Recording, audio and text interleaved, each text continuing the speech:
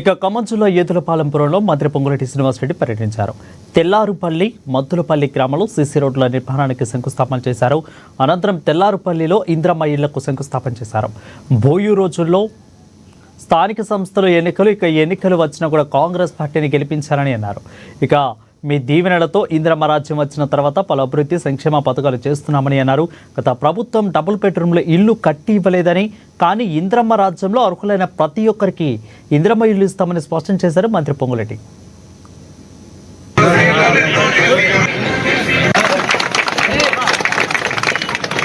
ప్రభుత్వం వచ్చిన తర్వాత ఈ గడిచిన సంవత్సరంన్నరలో అనేక సంక్షేమ కార్యక్రమాలని ఆనాటి ప్రభుత్వం చేపట్టిన కార్యక్రమాలను చేపడుతూనే కొత్త సంక్షేమ కార్యక్రమాలని రాష్ట్ర ఆర్థిక పరిస్థితి బాగలేకపోయినా ఇచ్చిన మాట ప్రకారం ఇందాక రాయల గారు చెప్పినట్లు 200 యూనిట్లు ఉచిత విద్యుత్ కానీ 500 రూపాయలకి గ్యాస్ మందు కానీ ఆడబిడ్డలు ఆర్టీసీ బస్సులో ఎంత దూరం ప్రయాణం చేసినా ఉచితంగా ప్రయాణం చేసే సౌకర్యం గాని, సన్న బియ్యం గాని, సన్నట్లకి మద్దతు ధరతో పాటు 500 రూపాయల బోనస్ కానీ, రైతు భరోసా ఆనాటి ప్రభుత్వం 10,000 ఇస్తే 12,000 ఇచ్చే కార్యక్రమాన్ని కానీ, ఒకేసారి 21,000 కోట్ల రూపాయలు 2 లక్షల రూపాయల వరకు చాలా మందికి రుణమాఫీ చేసిన కార్యక్రమం కానీ, అదే రకంగా ఉగాది నుంచి సన్న బియ్యం కానీ,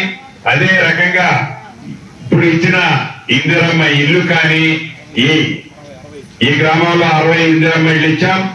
గత 10 సంవత్సరాల్లో ఆనాటి ప్రభుత్వంలో పేదవాడి చిరకాల కోరిక 10 సంవత్సరాల్లో రాష్ట్ర వ్యాప్తంగా వాళ్ళు కట్టామని చెప్పేది మొదలు పెట్టింది 98,000, అందుట్లో పూర్తి చేసింది 66,000, పూర్తి చేయకుండా మొండిగోడలతో వదిలిపెట్టింది సుమారు 35,000.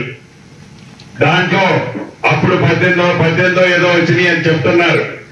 ఈ మన ప్రభుత్వంలో మొదటి విడత 60 ఇచ్చాం.